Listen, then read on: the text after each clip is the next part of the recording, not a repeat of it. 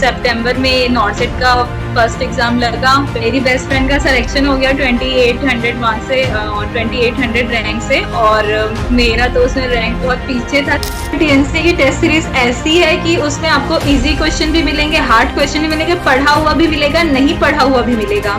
तो ये all over एक मतलब सबको कवर कर देता है। टीचर्स का सपोर्ट तो है ही, और मेरे को तो बस अपना काम करना है। देने वाला तो ऊपर बैठा हुआ है, तो टेस्ट दिला ही रही हूँ, अपना थ्योरी भी कंप्लीट करी हूँ। इससे ज्यादा वो एग्जामिनर क्या ही पूछ लेगा।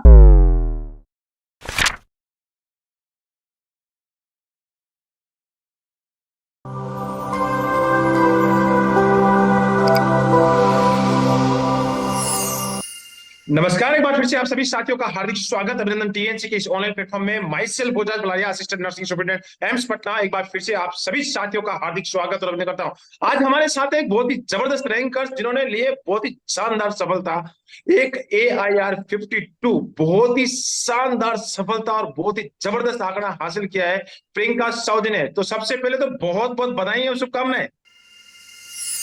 Thank you sir, thank you so much. कैसा लग रहा है इस समय? सर ऐसा लग रहा, रिजल्ट जिस दिन आया उस दिन तो ऐसा लग रहा था कि जैसे एक अलग ही दुनिया में पहुंच गई हूँ। एक नया लाइफ शुरू हो गया, ऐसा लग रहा था सर। जब मेहनत जब परिणाम में बदलती है तो रियल में एक बहुत ही अच्छा मोटिवेशन आता है, और जबरदस्त सा मोटिवेशन आपके साथ रहा है। इस इंटरव्यू में आपसे बहुत सारी चीजें जानेंगे, इस इंटरव्यू में मैं आपसे बहुत सारी चीजें जानने वाला हूँ। इस समय मैं आपसे एक चीज और भी पूछना चाहूंगा, परिवार वाले इस समय कैसा फील कर रहे हैं? सर बहुत ही ज्यादा घर में खुशी का माहौल है, और मेरी मम्मी से ही आप पूछ लीजिए, एक मिनट उनको भी इंक्लूड कर ओके, मम्मी को भी पास में बैठा के रखा है, तो मम्मी से हम जरूर बात करवाएंगे, उनको बिल्कुल मैं बात करना चाहूंगा। जी सर। ये मेरी मम्मी। सबसे पहले तो माताजी को बहुत बहुत प्रणाम, और मैं आशीर्वाद लेना चाहूंगा आपका कि आपकी बेटी ने बहुत ही जबरदस्त बहुत ही शानदार रैंक को हासिल किया। कैसा लग रहा है आपको? बहुत बढ़िया लग रहा है सर, बहुत खुश है हम लोग, हमारे परिवार में सब बहुत खुश है। हमेशा आप हमेशा बेटी को बोलते थे कि टाइम पे उठो पढ़ो, और वो आज आपकी बेटी ने माना। आज तो आपको घर के अंदर बहुत ही खुशी होगी। जी जी। बेटी ने आज बहुत बढ़ गया है सर मम्मी का। क्या कहना चाहेंगे, एक बार मैं तो सुन नहीं पाया। सर मम्मी पापा का रिस्पेक्ट बहुत बढ़ गया हमारे मोहल्ले में। हमारी बेटी कर दिए हैं सर, बहुत खुशी हो रहा है हम लोग को। हमारे परिवार में सबको बधाई दे रहे हैं। बहुत बढ़िया, बहुत बढ़िया, बहुत ही अच्छा लगा। अब तो हम कह सकते हैं कि हमारी बेटी ने बहुत ही बड़ा एक काम करके दिखाया है, और बहुत ही जबरदस्त। और मैं तो चाहूंगा कि ऐसी बेटियां हर माँ बाप को मिले जो अपने माँ बाप का नाम रोशन करती है, और ये बिल्कुल इस बेटी ने जो करके दिखाया है, रियल में माँ बाप के प्राउड का मोमेंट है। आपको बहुत ही गर्व होना चाहिए, और बिल्कुल आपको गर्व भी है, और बहुत ही अच्छी बात है। आप इमोशनल से हो गए हैं, बिल्कुल आपको लग रहा है कि बेटी ने बहुत ही बड़ा काम किया है, और रियल में बिल्कुल बनता ही है। तो बहुत बहुत धन्यवाद, आप आज हमारे साथ इस इंटरव्यू में आपने अपना बताया। और कुछ बताना चाहते हैं कि बेटी के बारे में? शुरू से ही पढ़ाई में बहुत लगन था सर इनको, छोटी सी तब से, और बहुत अच्छा नाम रोशन किया है हम लोग का। बस यही बोलना चाहती हूँ। बहुत बहुत धन्यवाद, बहुत बहुत। ऐसी बेटी सबको मिले और सब माँ बाप का सपना पूरा हो। बहुत बहुत धन्यवाद, बहुत बहुत धन्यवाद, बहुत बहुत धन्यवाद, आपने हमारे इंटरव्यू में आए। बिल्कुल बहुत अच्छा किया। मैं और बहुत ही आपने, मैं हमेशा आज तक बच्चों के इंटरव्यू लेता हूँ, लेकिन आज आप माताजी का इंटरव्यू मुझे लेने का मौका मिला, और ये भी मेरा एक बहुत ही मेरा खुद का भाग्य है कि मैं आप जैसे माता पिता का इंटरव्यू भी कर पा रहा हूँ। और मुझे तो बहुत ही खुशी है कि आज बच्चों के साथ साथ माता पिता का भी इंटरव्यू कर रहा हूँ, और बहुत ही अच्छी बात है। और अभी आने वाले समय में ये बेटियां बहुत आगे तक जाएगी। Thank you. बहुत ही आपके मम्मी इमोशनल हो गई है, बिल्कुल। और ये सच में मैं कहना चाहूंगा कि ये मोमेंट ही ऐसा है, और ये रियल में अगर कहें तो आपने जो सफलता हासिल की है, और इस सफलता में मम्मी का इमोशनल होना बनता भी है, और आपके चेहरे पे भी इमोशनल सा भाव दिख रहा है मुझे। और मैं यहाँ से किलोमीटर दूर बैठ के भी मैं एहसास कर पा रहा हूँ कि आप आप भी इमोशनल हो गई है। तो ये खुशी के आंसू जब चेहरे पे आते हैं तो बहुत मुझे भी इतना खुशी होता है कि हाँ यार, रियल में हम लोगों ने कुछ मिलके कुछ करके दिखाया। तो अब आज हम आपसे बहुत सारी चीजें पूछेंगे, आपसे इंटरव्यू करेंगे, और इस इंटरव्यू में मैं आपसे संघर्ष की कहानी पूछूंगा कि किस प्रकार से आपने मेहनत किया, किस प्रकार से आपने पढ़ाई की, उसके बारे में मैं जानना चाहूंगा। तो सबसे पहले इस इंटरव्यू की शुरुआत में आपसे इंट्रोडक्शन से करना चाहूंगा कि आप अपना इंट्रोडक्शन दें, कहाँ से आते हैं और किस प्रकार से आपने तैयारी की। थैंक यू सर, आपको मुझे ये मौका मिला है आपके इस प्लेटफॉर्म से। तो myself Priyanka Sahu and मैं छत्तीसगढ़ भिलाई की रहने वाली हूँ। मैंने अपना BSc nursing government college of nursing Durg से किया है और अप्रैल 2022 की पास आउट हूँ मैं। फिर उसके बाद से मैंने अपना प्रिपरेशन स्टार्ट किया। मैं थोड़ा सा बीच में आपको थोड़ा सा रोकूंगा भी। अप्रैल 2022 में आपने आपने वहां से पास आउट किया। अभी 2023 है, 2022 से 2023 एक साल का गैप रहा, तो उसमें आपने किस प्रकार से संघर्ष किया, उसके बारे में थोड़ा सा डिस्क्रिप्शन दें। मेरी जर्नी स्टार्ट हुई थी, हमारा जब कॉलेज कंप्लीट हुआ उस तो लास्ट तक ही हमने सोच लिया था कि एम्स तो अपना टारगेट है, हमको अपना सपना पूरा करना है। तो ऐसा था कि 25 अप्रैल को हमारा कॉलेज कंप्लीट हुआ, लास्ट एग्जाम था। उसके बाद मैं और मेरी बेस्ट फ्रेंड दोनों हम थे साथ में। 5 डेज का गैप था, उसमें अच्छे से माइंड फ्रेश किया। उसके बाद फिर 1 मई से कोचिंग स्टार्ट कर दिया था। हमारे घर मतलब लोकल एरिया में ही है कोचिंग, ऑफलाइन कोचिंग हमने ज्वाइन कर लिया था। फिर वहां जाके समझ में आया कि अरे कंपटीशन का माहौल ऐसा होता है क्या, ऐसे करके फिर हमने प्रिपरेशन स्टार्ट किया सर, कंटिन्यू फिर मेहनत करते गए। मैं और मेरी बेस्ट फ्रेंड दोनों साथ में थे। फिर 4 महीने के बाद ही सितंबर में नॉर्सेट का फर्स्ट एग्जाम लगा, तो फिर उसमें मेरी बेस्ट फ्रेंड का सिलेक्शन हो गया 2800 मार्क्स से और 2800 रैंक से, और मेरा तो उसमें रैंक बहुत पीछे था, 16,000 था। तो मैं रिजल्ट देख के फिर बहुत ज्यादा डिमोटिवेट हो गई थी, मेरा कैसे होगा करके। और फिर उसका सिलेक्शन हो गया, वो अब तो ये चले जाएगी और हमने आज तक हमेशा साथ में ही स्टडी किया है, अब मैं अकेले कैसे करूंगी, ऐसा हो गया था। फिर उसके बाद वो बहुत ज्यादा सपोर्टिव है और हम दोनों की बॉन्डिंग इतनी स्ट्रांग थी। उसने 1 वीक तक वो मेरे साथ रही, मेरे को मोरल सपोर्ट दिया, मेंटली मेरे को प्रिपेयर किया कि नहीं अब अकेले करना है करके। तो सर मैं बस मतलब उसका भी क्रेडिट मेरे सक्सेस जर्नी में बहुत बड़ा रहा है। उसने जब भी मैं डिमोटिवेट हुई हमेशा उसने मुझे ऊपर उठाया, और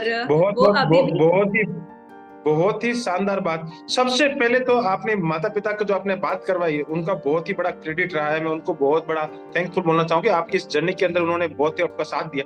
उसके बाद जहां से आपने जिस जगह से आपने पढ़ाई की, जहां से जो गुरुजन जहां आपके नजदीक में जो आपको गुरुजन ने पढ़ाया है, उन गुरुजनों को मैं भी इस प्लेटफॉर्म टीएनसी के प्लेटफॉर्म से मैं उनको बहुत बहुत धन्यवाद बोलना चाहता हूं कि आपने जो मेहनत की है, आपकी मेहनत का परिणाम है, और साथ में टीएनसी की मेहनत का परिणाम है कि बच्चा आज इतना अच्छा रैंक हासिल किया है। बहुत बहुत धन्यवाद। मैं इस प्लेटफॉर्म के माध्यम से भी उन गुरुजनों को भी थैंकफुल बोलना चाहूंगा। अब बात आती है कि सबसे बड़ा थैंकफुल जो कि आपकी जो सहेली बोले कि उसने आपका साथ दिया। एक होता है बहुत सारे दोस्तों में से एक दोस्त निकल जाता है, एक दोस्त रह जाता है, तो उसने अपनी सक्सेस को कम सेलिब्रेट किया और आपके गम के साथ आपके साथ रही है।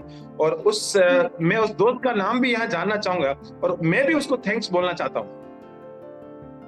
सर उसका नाम प्रेरणा माथुर है और वो अभी रायपुर एम्स में सेलेक्टेड है, और उसने 1 ईयर तक मेरे लिए वेट किया। वो हमेशा मुझे यही बोलती थी कि मैं कोई नए दोस्त नहीं बनाऊंगी, मैं आपका वेट करूंगी। तो अब फाइनली 1 ईयर के वेट के बाद हम फिर से मिलने वाले हैं।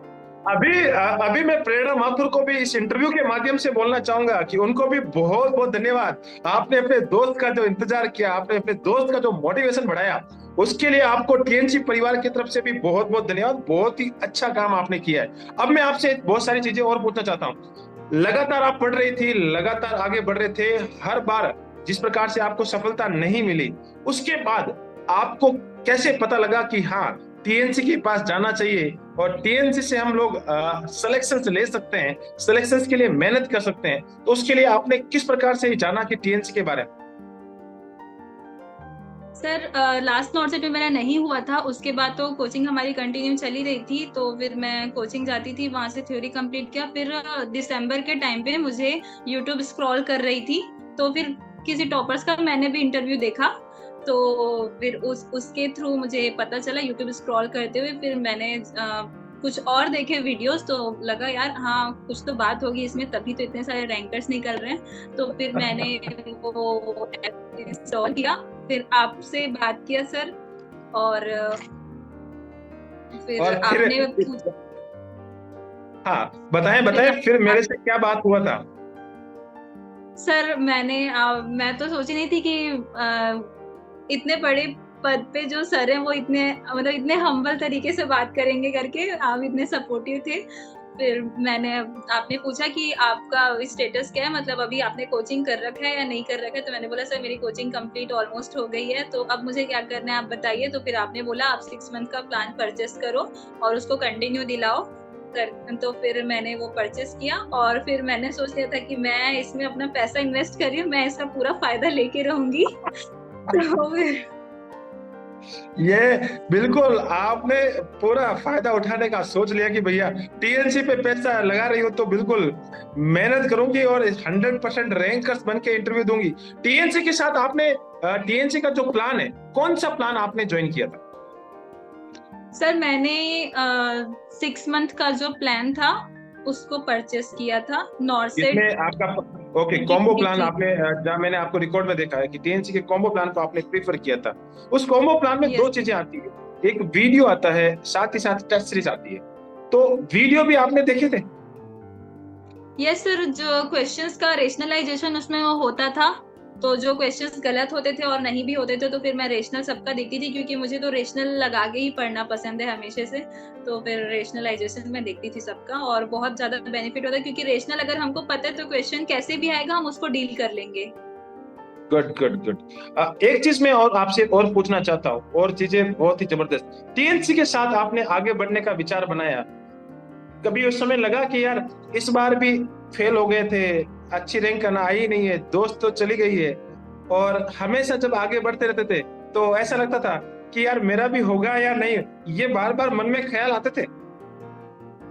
सर बहुत बार आते थे, सेल्फ डाउट्स तो होते थे, बहुत ज्यादा डिमोटिवेट भी हो जाती थी कभी कभी, इतने टाइम से पढ़ रही हूँ कब होगा मेरा, ऐसा बहुत लगता था। फिर आप टेलीग्राम में जुड़ी थी तो आप बीच बीच में वीडियोस भी डालते हैं सर, तो उससे देख के फिर एक पंच मिलता था कि नहीं यार अपने में कुछ तो बात है, यहाँ तक आई हूँ तो फिर आगे बढ़ूंगी और अपनी जर्नी को पूरा भी करूंगी। ओके, टीएनसी के अंदर सबसे अच्छी रैंक और सबसे खराब रैंक कौन कौन सी आई है?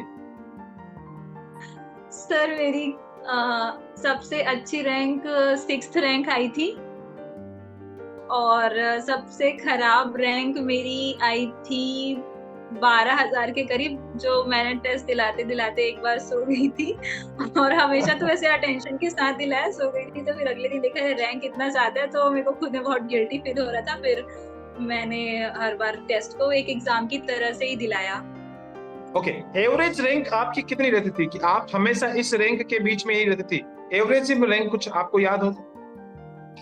सर मेरा 200 या 300 ऐसे रहता था हमेशा। मैंने फर्स्ट टाइम जब टेस्ट दिलाया तब मेरी रैंक 502 थी, तो फिर मेरे को देख के लगा यार फर्स्ट टाइम में मेरा रैंक इतना अच्छा आ गया, मतलब इतने 1000 बच्चों में दिला रहे हैं, 15,000 बच्चों में दिला रहे हैं, तो फिर मैं कंटिन्यू प्रैक्टिस करूंगी तो मेरा तो रैंक और आगे जाएगा। तो फिर मैंने कंटिन्यू किया, फिर देखते देखते फिर इसमें भी कैंडिडेट्स बढ़े, 20-25 हजार तक भी पहुंच गए थे इसमें। तो फिर उसमें जब मेरी रैंक 200-300 आ रही है, तब फिर हाँ जब नॉर्सेट में इतने लोग बैठेंगे तो मेरी रैंक तो अंडर 2000 के अंदर तो आ ही जाएगी, इतना कॉन्फिडेंस आ गया था। और सर मेरा हमेशा वीक पॉइंट रहता था कि टाइम मैनेजमेंट नहीं होता था मेरे से, तो टेस्ट सीरीज से ये मेरे को बहुत ज्यादा बेनिफिट मिला, टाइम मैनेजमेंट का और नेगेटिव मार्किंग को कंट्रोल करने का और रेशनलाइजेशन के साथ स्टडी करने का। ओके, तो कभी कभी ऐसा लगता था, कभी कभी ऐसी चीजें। हाँ, आप क्या बोल रहे थे, एक बार बोल सकते हैं? सर मैं टीएनसी की टेस्ट सीरीज को बहुत ज्यादा थैंक करना चाहूंगी, क्योंकि कोचिंग कंप्लीट होने के बाद स्टडी को कंसिस्टेंसी के साथ मेंटेन रखने में बहुत ज्यादा बेनिफिशियल है ये। Thank you so much. अब मैं एक चीज और पूछना चाहूंगा, कभी कभी क्वेश्चंस टीएनसी हमेशा क्वेश्चन मेक करती है, हर एक टॉपिक को बिल्कुल बारीकी से पढ़ती है, एग्जामिनर के माइंड तक जाती है और एग्जामिनर के माइंड से खंगाल के लेके आती है कि एग्जामिनर किस लेवल तक सोच सकता है, उसको बाहर निकाल के लेके आती है और वो बच्चों को लाके पहले ही दे देती है कि भैया ये एग्जामिनर का माइंड है और ये 10 साल का एक्सपीरियंस है कि एग्जामिनर इस साल इस तरीके से सोच रहा होगा। तब ऐसे ऐसे क्वेश्चंस जो आपको कहीं पे भी नहीं मिलने वाले और वो क्वेश्चंस वो आपके सामने आते थे, तो कभी कभी ऐसे मन में नहीं आया और गुस्सा भी आया होगा, ये टीएनसी वाले क्या क्या करते हैं, कहाँ से लेके आते हैं क्वेश्चंस? हाँ सर, एक्चुअल में टीएनसी की टेस्ट सीरीज ऐसी है कि उसमें आपको इजी क्वेश्चन भी मिलेंगे, हार्ड क्वेश्चन भी मिलेंगे, पढ़ा हुआ भी मिलेगा, नहीं पढ़ा हुआ भी मिलेगा। तो ये ऑल ओवर एक मतलब सबको कवर कर देता है। तो पढ़ा हुआ क्वेश्चन आता था तो अच्छा लगता था और नए क्वेश्चन इतने लेंदी इतने वास्ट क्वेश्चन देता था तो फिर लगता था ये तो कुछ ज्यादा ओवर हो रहा है क्या। लेकिन एट द लास्ट एग्जाम में हमको समझ में आया कि जो भी था वो हमारे लिए बहुत ज्यादा बेनिफिशियल रहा। तो सर टेस्ट दिलाने के टाइम तो कभी कभी ऐसा लगता था इतने लेंदी क्वेश्चन क्यों देते हैं करके, लेकिन एट द लास्ट वो हमारे लिए बेनिफिट ही, हमको बेनिफिट दे गया। क्योंकि ये बहुत सारे बच्चों के क्वेश्चंस होते हैं जो पहली बार एग्जाम जब टीएनसी के साथ देता है तो उसको हमेशा यही लगता है कि यार ऐसा तो नहीं हो, वो तो इतना कॉन्फिडेंट, अरे ऐसा तो हो ही नहीं सकता। फिर उसको एग्जाम में जाके बाद में बच्चों को पता लगता है कि यार ये ऐसा कैसे हो गया, ऐसा कि टीएनसी ने जो सोचा था वैसा ही हमेशा होता है और हर बार टॉप रैंक का टीएनसी बना रही है। चलो बहुत ही अच्छी बात है और हमेशा आप इस प्रकार से मेहनत करते थे। अब आप लगातार आगे बढ़ रहे थे, एग्जाम कंटिन्यूसली आगे बढ़ रहा था, एग्जाम का सिनेरियो चेंज हुआ, हर बार पिछला कुछ एग्जाम में कुछ और था क्योंकि आपने उसी हिसाब से तैयारी कर रखी थी, उसके बाद सिनेरियो आया, सिनेरियो से फिर प्रीलिम्स और मेंस की तरफ आप बढ़े। तो ऐसा नहीं लग रहा कि यार ये एम्स क्या मेरे पीछे हाथ धो के पड़ गया है, हर बार पैटर्न चेंज कर देता है? सर ऐसा लगता था मेरे ही साथ क्यों, मेरे ही टाइम पे क्यों हर चीज चेंज होता है। जब मैंने इस चीज के लिए प्रिपेयर कर लिया था तो मेरे टाइम पे क्यों ये सब चीजें चेंज होती है, ऐसा लगता था। फिर लगता था कि टीचर्स का सपोर्ट तो है ही और मेरे को तो बस अपना काम करना है, देने वाला तो ऊपर बैठा हुआ है, तो मुझे बस अपना काम करना है और मुझे उसका फल मिलेगा। और टीचर्स का सपोर्ट तो है ही, मैं तो टेस्ट दिला ही रही हूँ, अपना थ्योरी भी कंप्लीट करी हूँ, इससे ज्यादा वो एग्जामिनर क्या ही पूछ लेगा। तो एक ये था। बिल्कुल, भरोसा सबसे बड़ी चीज होती है, विश्वास बहुत बड़ी चीज होती है और आपने भरोसा किया टीएनसी के ऊपर कि टीएनसी अब जब साथ है तो डरने की बात ही क्या है, हमेशा मेहनत करेंगे और आगे बढ़ेंगे। टीएनसी ने हमेशा उसी पैटर्न को फॉलो किया है, जो एग्जामिनर सोचेगा उससे ज्यादा सोचने का काम किया है। अब हम बात करते हैं थोड़ा सा और आगे, एग्जाम हॉल की बात करना चाहेंगे। एग्जाम हॉल में जब आपने पेपर देना शुरू किया, पहला क्वेश्चन, दूसरा क्वेश्चन, फिर तीसरा क्वेश्चन, जब लगातार आगे बढ़ रहे थे तो कैसी फीलिंग अंदर से आ रही थी? सर एक्चुअल में मैंने 4 से 5 एग्जाम इसके पहले दिला चुका है तो एंजाइटी इस टाइम थोड़ी मेरी कम हो चुकी थी। और एग्जाम हॉल के बैठने से पहले थोड़ी एंजाइटी थी, पर बैठ के जब मैंने क्वेश्चंस देखा, अरे ये तो दिलाया हुआ है तो फिर अभी बस मेरे को टिक बस तो करना है, यही था। तो फिर मैं दिलाते हुए आगे बढ़ते गई, एंजाइटी मेरी तो अपने आप ही कम होते चले गई। और उसके बाद फिर फर्स्ट राउंड में मैंने 66 क्वेश्चन कर लिए थे। फिर देखिए प्री का पेपर भी मॉडरेट लेवल का ही था, मेंस का भी इस बार मॉडरेट लेवल का ही था। तो ऐसा लगा ही नहीं सर कि अलग से कोई एग्जाम दिलाने आई हूँ, जो डेली टेस्ट दिलाती थी उसी को आज दिला के फिर वापस जाना है, ऐसा लगा। ओके, उसके बाद भी जैसे आपने एग्जाम दे लिया, एग्जाम देके घर पे भी आ गए, तो आपको लग रहा था कि यार हमेशा 200-300 के बीच में रैंक आती है, तो उम्मीद आपकी कितनी रैंक तक आपने खुद से पाल ली थी कि यार इतनी तो रैंक इस नॉट सेट में आ जानी चाहिए? सर इस बार मैंने सोचा था कि 2000 के अराउंड आ जानी चाहिए। ओके, ये उम्मीद ये रहती है बच्चों की यार, क्योंकि उम्मीद ये रहती है कि 2000 के करीब आ जाएगी तो इस बार एम्स रायपुर तो मिल जाएगा, उसके बाद पता नहीं क्या होगा, लेकिन एम्स रायपुर मिल जाएगा। आपको ऐसा मन में आपने सोच रखा था, लेकिन उम्मीद से परे आपका रिजल्ट आपको बिल्कुल आया। कितने क्वेश्चंस आपने अटेम्प्ट किए थे? सर मैंने इस बार 91 क्वेश्चन मेंस में अटेम्प्ट किए थे, जिसमें से फिर मेरे 18 रॉन्ग हुए और 72 करेक्ट हुए। ओके, 18 क्वेश्चंस आपके बिल्कुल गलत हो गए, बाकी वाले जितने भी क्वेश्चन थे वो सारे के सारे सही हुए। बच्चे जानना चाह रहे हैं कि टॉपर्स हमेशा कितने घंटे पढ़ता था? सर स्टार्टिंग में तो 6 आवर से मैंने स्टार्ट किया था, फिर धीरे धीरे करके मैं उसको बढ़ाते गई, प्रैक्टिस करते गई, क्योंकि सिटिंग आवर्स का भी प्रैक्टिस करना मुझे लगता है वो भी इम्पोर्टेंट है। तो फिर मैं 2-2 घंटे का स्लॉट लेती थी अपना, 2 आवर्स कंप्लीट करके मॉर्निंग 5 AM को उठ के अपने 2-2 घंटे का स्लॉट लेती थी, फिर 2 घंटा पढ़ लिया, फिर आधा घंटा ब्रेक, ऐसे। तो फिर मैं दिन में 6 आवर से स्टार्ट करके फिर उसको 8 आवर, 10 आवर, 12 आवर तक भी लेके चले गई थी। ओके, कभी कभी बच्चों के माइंड में ये बहुत ही ज्यादा इंपॉर्टेंट क्वेश्चन रहता है, डीमोटिवेशन तो आता है, तो उस डीमोटिवेशन को भगाने के लिए आपके पास क्या चीज थी जो कि आपको एकदम बूस्ट कर देती थी? डीमोटिवेशन तो सर मुझे भी बहुत ज्यादा आता था, बहुत बार मैं डिप्रेस भी होती थी, कई बार ऐसा भी लगता था कि अब गिव अप कर दूं क्या, कि नहीं अब मुझसे नहीं हो पाएगा। पर फिर मैंने अपना अफर्मेशन जो लिख के रखा था अपनी पर्सनल, जो मेरे पास एक छोटी सी कॉपी है, उसमें nursing officer Priyanka Sahu, AIIMS Raipur, rank under 500। तो मैं बस उस चीज को देखती थी कि नहीं अभी तो मेरा ये पूरा हुआ नहीं है, तो फिर मैं क्यों रुक जाऊं। सर मैं उस चीज को देखती थी, अपने पेरेंट्स को हमेशा देखती थी, जिन जिन जिन लोगों को मेरे से उम्मीदें हैं, मेरे टीचर्स को, सबको। तो फिर मेरा डीमोटिवेशन मेरा वहीं पे खत्म हो जाता था कि अभी तक नर्सिंग, और मेरे नाम के आगे अभी तक नर्सिंग ऑफिसर लगा नहीं है, मेरे नाम के पीछे एम्स रायपुर लिखा नहीं है, तो मैं रुकने वाली नहीं हूँ। बिल्कुल, जो नेम प्लेट बनने वाली है और उसके आगे नर्सिंग ऑफिसर जब तक है नहीं तब तक रुकना नहीं है और मेहनत को कंटिन्यूसली करना है, वो आपका एक मेन मोटिवेशन था और आप उसके लिए कंटिन्यूसली मेहनत कर रहे थे। कौन कौन सी ऐसी बुक्स रही है जो आपकी इस जर्नी में आपको टीएनसी के जो प्लान है, कॉम्बो प्लान के साथ आपकी हेल्पफुल रही है? बुक्स तो मैंने सर एनक्लेक्स, टारगेट हाई और पीआर यादव ही प्रेफर किया था। जैसे कि आप हमेशा बोलते थे कि आपको प्रायोरिटी भी करनी है और बेसिक कॉन्सेप्ट को भी नहीं भूलना है। हमको बताया गया था प्री के अंदर बेसिक कॉन्सेप्ट से आएगा और मेंस के अंदर सिनेरियो बेस्ड रहेगा। तो आप हमेशा बोलते थे कि प्री की तैयारी के बाद मेंस की तैयारी करेंगे, बोलेंगे तो फिर टाइम ही नहीं है, कब करोगे, तो दोनों को एक साथ लेके चलो। तो आपने प्लान भी बताया था सर कि आप 2-2 घंटे में सब चीजों को डिवाइड करो, टेस्ट भी, बेसिक कॉन्सेप्ट को भी और प्रायोरिटी बेस्ड क्वेश्चंस को भी रेडी करो करके। तो फिर मैंने तो किया और फिर सफलता मिल गई। ओके, एक चीज मैं आपसे यहाँ पे पूछना चाहता हूँ, टीएनसी में सबसे अच्छी चीज आपको क्या लगती है? वैसे तो सारी चीजें अच्छी है, लेकिन एक चीज और सबसे बेस्ट आपको क्या लगी वो बताइए। सर हमको इसमें टीएनसी का टेस्ट दिला के एक तो उसी टाइम हमको अपना इवैल्यूएशन भी हो जाता है कितना परसेंटेज आ रहा है, और प्लस आप लोग रैंक जो भेजते हैं वो सबसे मेरे को मोस्ट इम्पोर्टेंट फैक्टर लगता है किसी भी बच्चे को अपना इवैल्यूएशन करने के लिए। रिपोर्ट कार्ड जो आप लोग भेजते हैं, तो टीएनसी की टेस्ट सीरीज में उससे हमको ये पता चलता है कि कहाँ पे हम विद स्टैंड कर रहे हैं, हम जो मेहनत कर रहे हैं वो सही डायरेक्शन में जा रहा है कि नहीं जा रहा है। ओके, इवैल्यूएशन पता लगता है कि खुद कहां पर एस्टैब्लिश करते हैं। टीएनसी की तरफ से आपको एग्जाम से कुछ दिन पहले या एग्जाम से पहले कोई कॉल या कोई ऐसा मैसेजेस या ऐसा कोई रिपोर्ट कार्ड आपको आया हो और उसमें बोला हो कि next you are the next rankers?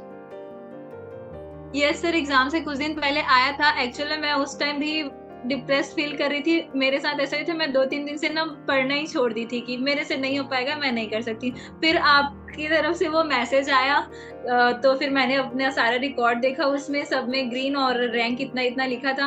तो फिर जो 2-3 दिन से पढ़ाई गैप हो गया था, फिर मेरे को जब इतना अच्छा परफॉर्म करी तो फिर मैं क्यों हार मान रही। तो फिर और उसके बाद नीचे में लिखा था नेक्स्ट इंटरव्यूअर आप होंगे करके, तो आ गया नहीं यार मैं सबका देखती हूँ, अब मुझे सबको अपने आप को दिखाना है कि यस मैं भी कुछ चीज हूँ। तो बहुत बढ़िया, बहुत ही बढ़िया बात।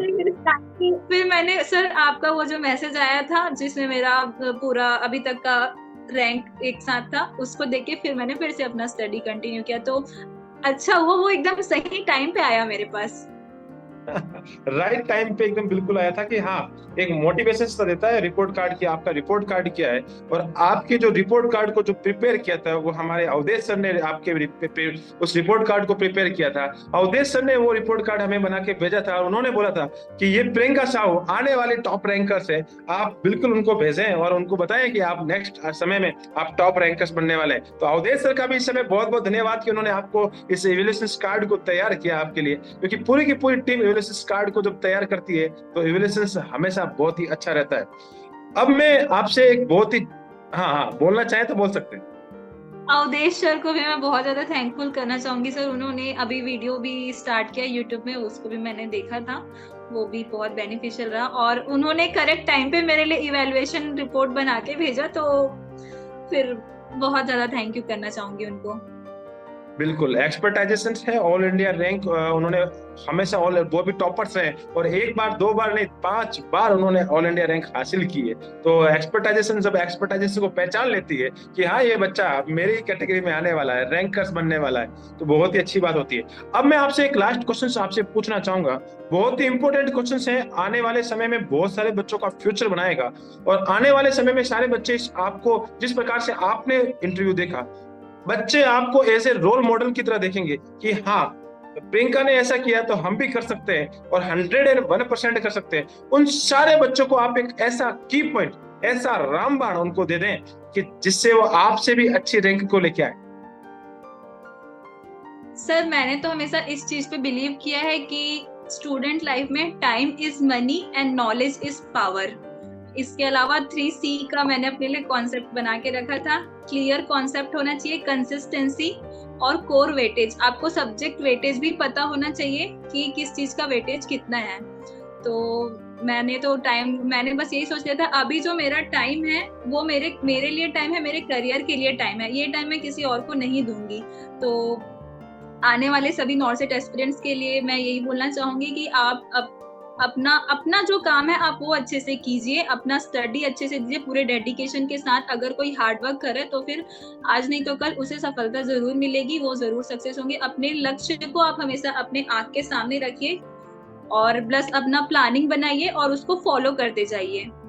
फिर आपको डेफिनेटली, जैसे आज मैं इंटरव्यू दे रही हूँ, नेक्स्ट आप होंगे। Wish you all the best to you all NORCET aspirants. Thank you, बहुत ही जबरदस्त आपने स्ट्रेटजी दी है कि भैया आज मैं हूं, कल आप होने वाले हैं, और वो हमेशा आपने बहुत ही जबरदस्त बताई है। 3C वाला जो फॉर्मूला आपने दिया है, बिल्कुल, और बिल्कुल सही सटीक सी बात बोली कि अपने कर्मों से प्यार होना चाहिए। इस समय स्टूडेंट का एक ही कर्म होता है, वो है स्टडी और अपना खुद का लक्ष्य। उससे आपको दोस्ती होनी चाहिए, उसी से आपको प्यार होना चाहिए, और उसी से ही आपको हमेशा बोलते रहना चाहिए, बुकों से प्यार होना चाहिए। और जो बच्चा ये सारी चीजें कर लेता है उसका 101% सिलेक्शन होता ही होता है, और गारंटी के साथ सिलेक्शन होता है। सही राइट डायरेक्शन, राइट टाइम पे अगर राइट डायरेक्शन मिल जाए तो बिल्कुल सफलता मिलना बनती है। आपने बहुत ही अच्छा एक बच्चों को सजेशंस दिया है, उसके लिए बहुत बहुत धन्यवाद। हमेशा वो बच्चे आपको फॉलो करेंगे, आपने जो प्लान TNC के साथ ज्वाइन किया वो जरूर ज्वाइन करेंगे, और उसके साथ हमेशा आगे बढ़ते रहेंगे। तो बहुत बहुत धन्यवाद इस इंटरव्यू सेशंस को अटेंड किया। माता जी को भी बहुत बहुत धन्यवाद, उस इंटरव्यू सेशंस में आए और हमें बहुत ही अच्छा लगा। Thank you sir. मैं अपने सक्सेस का क्रेडिट बस गॉड को, अपने पेरेंट्स को, अपने टीचर्स को ऑफलाइन, और TNC तो है ही, तो सर सबका कंट्रीब्यूशन था मेरे साथ। और thank you so much sir कि आज आप सबकी बदौलत आज मैं यहाँ पे खड़ी हूँ। नर्सिंग स्टूडेंट से नर्सिंग ऑफिसर तक का सफर जो मैंने कंप्लीट किया। बहुत बहुत धन्यवाद। आपने इस इंटरव्यू सेशंस को अटेंड किया, उसके लिए बहुत बहुत धन्यवाद। आप हमेशा अपना नाम, साथ ही साथ अपने माता पिता का नाम, साथ ही साथ उस दोस्त का नाम प्रेरणा माथुर का नाम, और साथ ही साथ जो गुरुजन से आपने, जहां से आपने ऑफलाइन पढ़ा उनका गुरुजनों का नाम, साथ ही साथ हमेशा जिस इंस्टीट्यूट से आपने पढ़े वो सारे के सारे गुरुजनों का नाम, और साथ ही साथ आप TNC का नाम हमेशा रोशन करते रहें। जय हिंद, जय भारत, वंदे मातरम। Thank you so much. Thank you sir.